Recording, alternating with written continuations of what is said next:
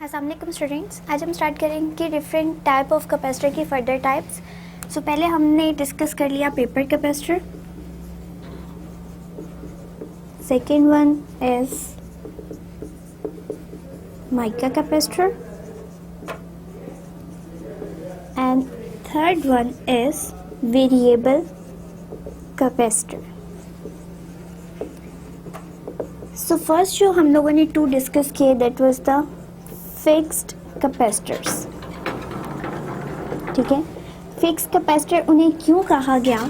क्योंकि अगर हम इनमें कैपेसिटर यूज़ कर रहे थे, ठीक है, जिस तरह के भी हम कैपेसिटर यूज़ कर रहे थे, उनकी क्वांटिटी को चेंज नहीं किया जा सकता अगर जब हम उसको सर्किट में अप्लाई करवा दें। ठीक है, लेट्स सपोज अगर कोई भी सर्किट है, ठीक है, उसके अंदर ये कैपेसिटर वर्क कर रहा है, तो during working of this circuit हम इस कैपेसिटर को चेंज नहीं करवा सकते। ठीक है, यानी ऐसा नहीं कर सकते, इसको रिप्लेस किया जा सकता है, लेकिन ऐसा नहीं हो सकता कि हम इसी कैपेसिटर को यूज़ करते हुए इसकी जो है एबिलिटी को चेंज करवा दें कि ये चार्ज ज़्यादा से ज़्यादा स्टोर करे। ठीक है, तो उसके लिए हमें क्या करना पड़ेगा, और ये टर्म क्या कहलाती है? ये हमारा फिक्स कैपेसिटर कहलाता है। ठीक है, ड्यूरिंग वर्किंग ये अपनी एबिलिटी चेंज नहीं कर सकता। जो कैपेसिटर लगा हुआ है, जितनी उसकी कैपेसिटेंस है, वो उतना ही चार्ज स्टोर करता रहेगा जब वो एक सर्किट के अंदर वर्क करे। ठीक है, तो वो कैपेसिटर क्या कहलाते हैं? वो हमारे फिक्स कैपेसिटर कहलाते हैं।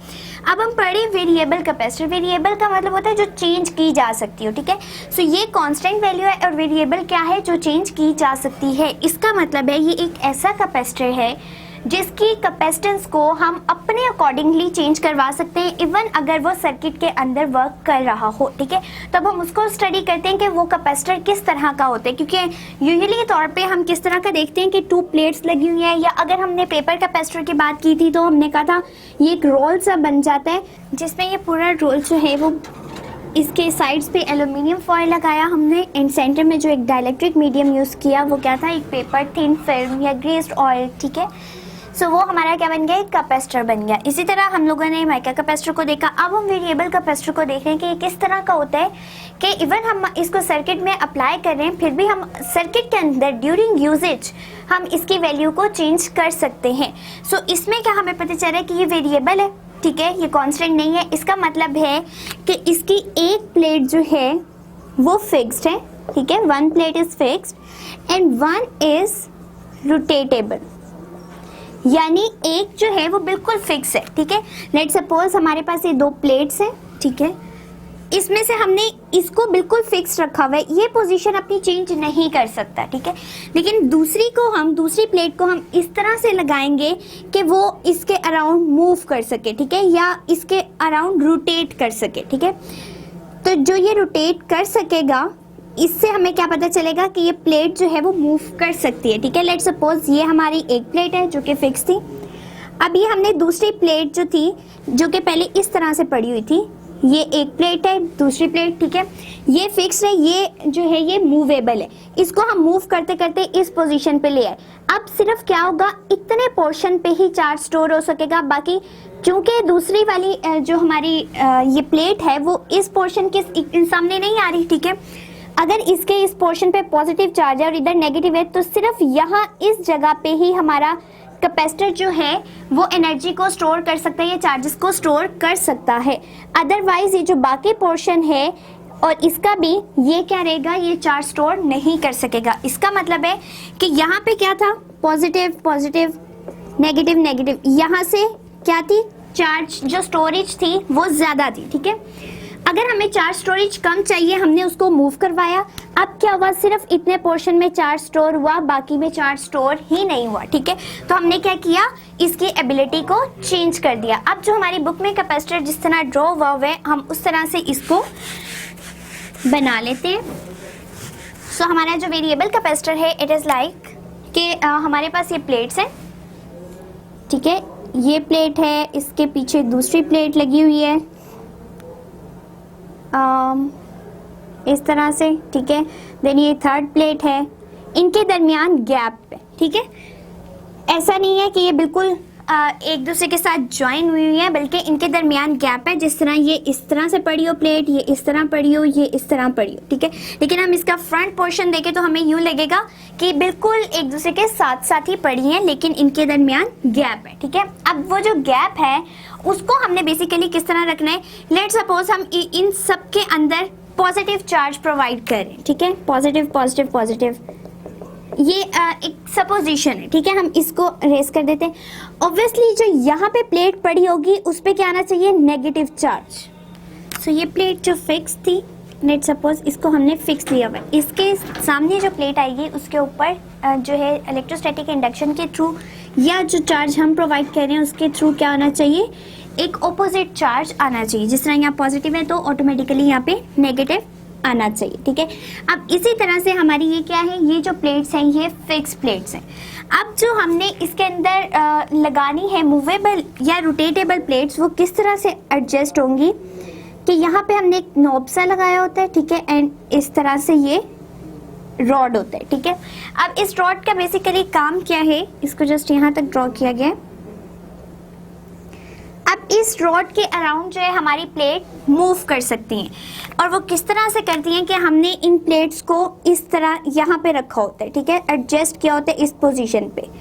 सो इस पोजीशन पे जब हम एडजस्ट करेंगे तो अब आप देख रहे होंगे कि एक हमारी प्लेट इस तरह से जो कि फिक्स्ड है, ठीक है, एंड दूसरी हमारी प्लेट इसके बिल्कुल बैक साइड पे पड़ी हुई हमें नजर आ रही है, जो कि किस तरह से है, किस तरह फंक्शन परफॉर्म करेगी कि अगर हम इसको एक पॉजिटिव चार्ज दे रहे हैं तो जो हमारे पास कंडक्शन के थ्रू इसके ऊपर नेगेटिव चार्ज आएगा, और ये क्या करेंगी, इनके दरमियान भी डाइलेक्ट्रिक प्रेजेंट होगा, ठीक है, जो कि हमारे पास एयर यूज होती है, ठीक है। सो ये दोनों क्या करेंगी, ये चार्ज को स्टोर करने में हेल्प आउट करेंगी। देन उसके बाद क्या होगा, अगेन ये हमारे पास एक जो फिक्स्ड कैपेसिटर है वो हमारा होगा, फिक्स प्लेट सॉरी, ठीक है। उसके बाद क्या होगा, इस तरह से हमारे पास ये रोटेटेबल होगी। अब अगर मैं इसके, ये तो हमारे पूरी सरफेस इस तरह एक दूसरे के ऑपोजिट आ रही है, जिस तरह ये, ठीक है, एंड ये, तो ये पॉजिटिव सारे थे और ये नेगेटिव सारे थे। इन्होंने बहुत ज़्यादा चार्ज को स्टोर कर लिया, ठीक है। इन्होंने क्या किया, चार्जेस को बहुत ज़्यादा स्टोर कर लिया। अब अगर मैं चाहती हूँ सिर्फ मुझे थोड़ा सा चार्ज स्टोर करवाना है, ठीक है, मैं सर्किट ऑपरेशन में है, ठीक है, सर्किट जो है वो वर्किंग कंडीशन में है, तो मैं अब इतना ज़्यादा चार्ज स्टोर नहीं करवाना चाह रही क्योंकि नंबर ऑफ प्लेट्स यूज़ होती है। मैं थोड़ी अमाउंट में जो है चार्ज को स्टोर करवाना चाह रही हूँ। अब मैं क्या करूँगी, इन मूवेबल प्लेट्स को मूव करवा दूंगी। एंड किस तरह से मूव करवाऊंगी कि इसका कुछ ना कुछ पोर्शन सिर्फ इसके ऑपोजिट साइड पे आए, ठीक है। थोड़ा सा पोर्शन जब ऑपोजिट साइड पे आएगा तो उसी स्मॉल एरिया में हमारा चार्ज स्टोर हो जाएगा। अब लेट सपोज यही हमारा जो है हमारा फिक्स प्लेट है इस तरह से, ठीक है।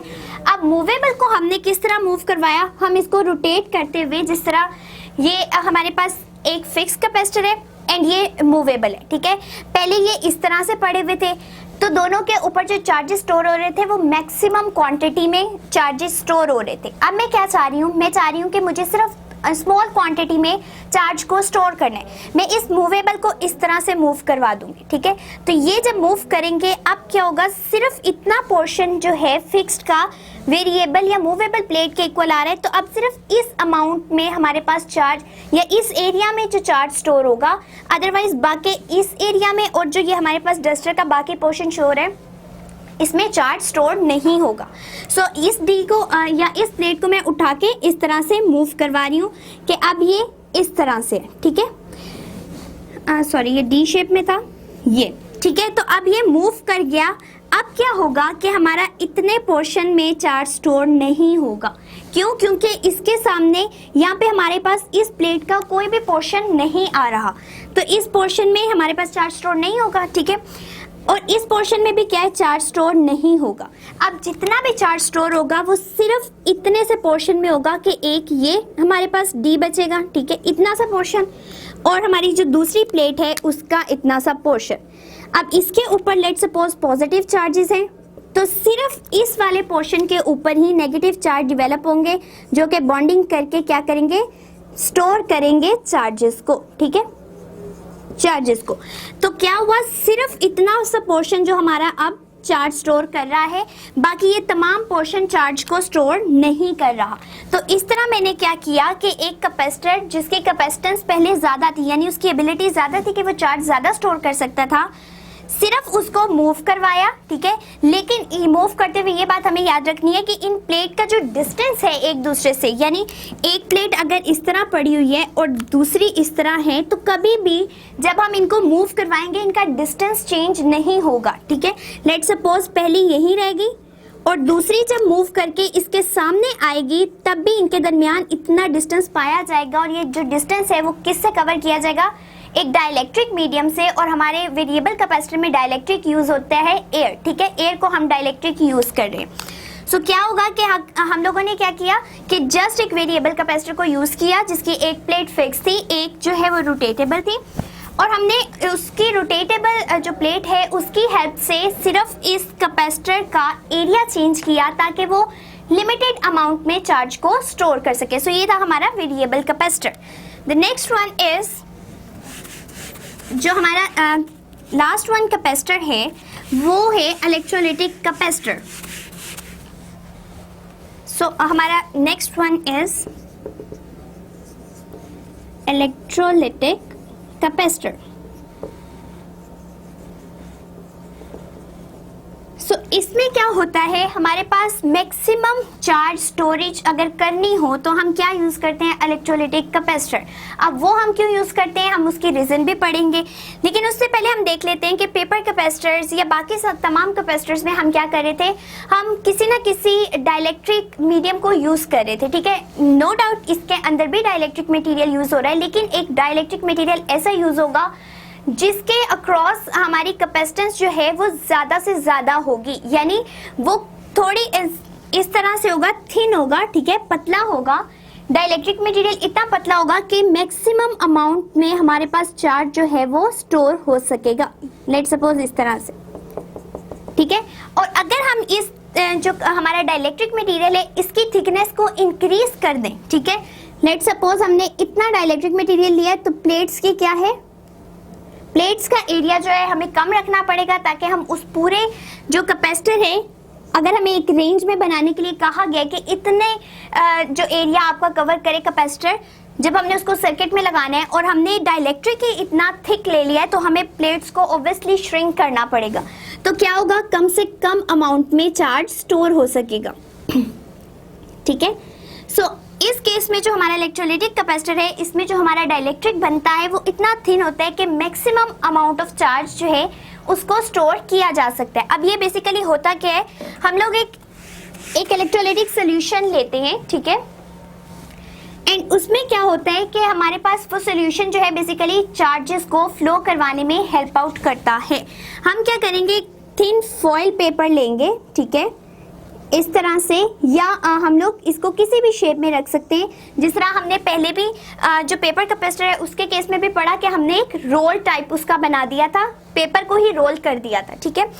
तो पेपर कैपेसिटर हमारा एक जो है सिलेंडर फॉर्म में या पेपर को रोल करके बन रहा था, एल्यूमिनियम फॉइल को रोल करके बन रहा था। अब यहाँ पे हम क्या करें, यहाँ पे भी हम एक मेटेलिक फॉइल यूज करें, ठीक है, मेटेलिक फॉइल।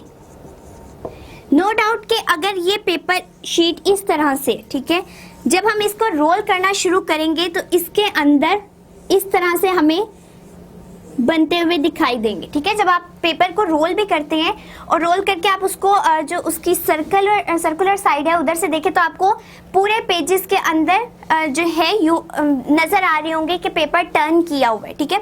तो अगर शीट को भी हम टर्न करना शुरू कर दें तो इस तरह के टर्न्स हमें नजर आएंगे। सो ये क्या है, एक मेटेलिक फॉइल। इसके अंदर हमने क्या यूज किया है, एक इलेक्ट्रोलाइट। सो इलेक्ट्रोलाइट एक बेसिकली ऐसा सोल्यूशन है जो चार्जेस को मूव करवाएगा जब उसके अंदर आयन प्रोड्यूस होंगे, ठीक है। सो क्या होता है कि लेट्स सपोज हमने यहाँ पे इलेक्ट्रोलाइट दिया हुआ है, ठीक है। इलेक्ट्रोलाइट जो है एक सोल्यूशन है जिसको हमने इस थिन मेटेलिक फॉइल के अंदर डाल दिया, ठीक है। अब क्या होगा, जैसे ही हम इसको वोल्टेज प्रोवाइड करेंगे, क्योंकि चार्जेस जो है वो इस तरह तो नहीं आ जाते कि हम उसको बस सारे ऑपरेटर्स को सेट करके रख दें और हम कहीं इसके अंदर करंट खुद ब खुद फ्लो करना शुरू हो जाए, या हम कहीं हमने कैपेसिटर बना दिया अब इसके ऊपर चार्ज खुद ही से आ जाए, नहीं, हमें कुछ ना कुछ इनको चार्जेस प्रोवाइड करने पड़ते हैं, वोल्टेजेस देने पड़ते हैं। तो यहाँ पे भी हम क्या करेंगे, वोल्टेज इसको प्रोवाइड करेंगे। अब वोल्टेज प्रोवाइड करने से इलेक्ट्रोलाइट में क्या बनेगा, आयंस बन जाएंगे, ठीक है। अब आयंस जो बनेंगे उसके अंदर क्या होंगे, चार्जेस प्रेजेंट होंगे, ठीक है। अब वो चार्जेस क्या करेंगे, जब फ्लो करना शुरू करेंगे तो यहाँ पे एक थिन मेटेलिक ऑक्साइड की लेयर बना देंगे, मेटेलिक ऑक्साइड लेयर बन जाएगी, ठीक है। और उस लेयर का बेसिकली काम क्या है, वो एक्ट करती है एज अ डाइलेक्ट्रिक मीडियम, ठीक है।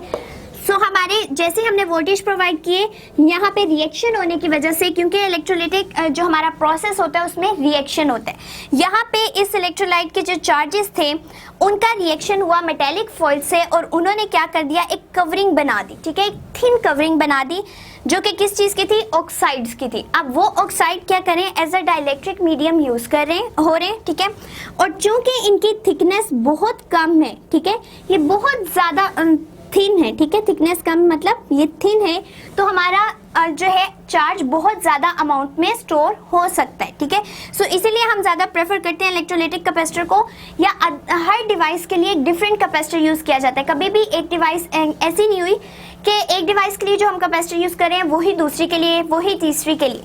सो जहाँ पे हम इलेक्ट्रोलाइटिक कैपेसिटर यूज़ करते हैं उसका बेसिक पर्पज़ ये होता है कि हम ज़्यादा से ज़्यादा अमाउंट ऑफ चार्जेस को स्टोर करवाना चाहते हैं, ठीक है। सो क्या करते हैं, एक मेटेलिक फॉइल के अंदर इलेक्ट्रोलाइट जो है उसको प्लेस करवा देते हैं, वोल्टेजेस प्रोवाइड करते हैं, आयंस प्रोड्यूस होने की वजह से चार्जेस फ्लो करना शुरू करते हैं, और उन चार्जेस का जब मेटेलिक फॉइल के से रिएक्शन होता है तो उस केस में हमारे पास मेटेलिक ऑक्साइड प्रोड्यूस हो जाते हैं। एंड वो ऑक्साइड बेसिकली क्या करते हैं, डाइलेक्ट्रिक मीडियम के तौर पे यूज़ होते हैं, और वो इतनी थिन लेयर होती है कि हमारे पास चार्जेस जो है वो लार्ज अमाउंट में स्टोर हो सकते हैं। सो ये था हमारा topic about the different type of the capacitors.